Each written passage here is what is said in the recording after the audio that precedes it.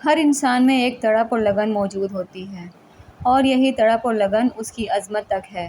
بس چھوٹا سا کام یہ کر لیں کہ تڑپ کو کوئی سمت دے دیں۔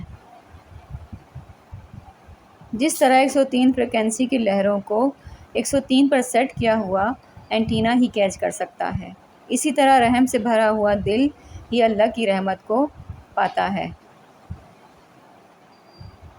ساری دنیا کی مخالفت ایک طرف، اگر آپ خود اپنے مخالف نہیں ہیں۔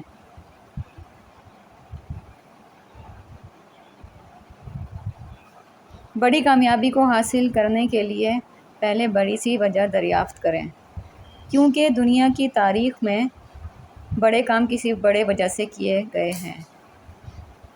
جو بندہ اللہ کے کرم کو اپنا حق سمجھنے لگتا ہے وہ ہمیشہ ڈپریشن کا شکار ہو جاتا ہے۔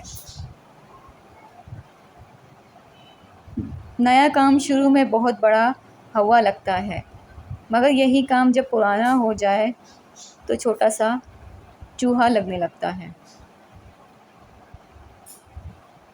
کوئی بھی کاروبار ہو یا 2 قدم اٹھائیں۔ پہلا قدم، دوسروں کو نقصان نہیں پہنچانا۔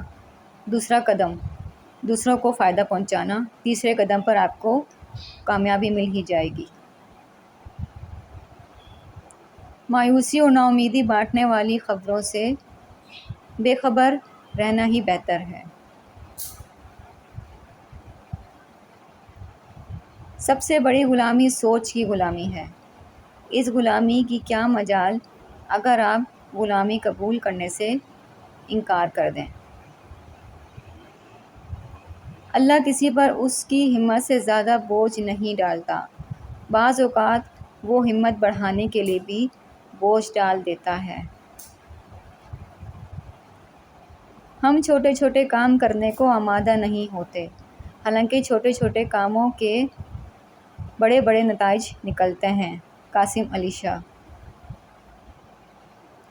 یا رحمان کی تسبیح پر جب تک اپنی ذات کو ٹیون نہیں کریں گے، رحمان کی رحمت نظر نہیں آئے گی۔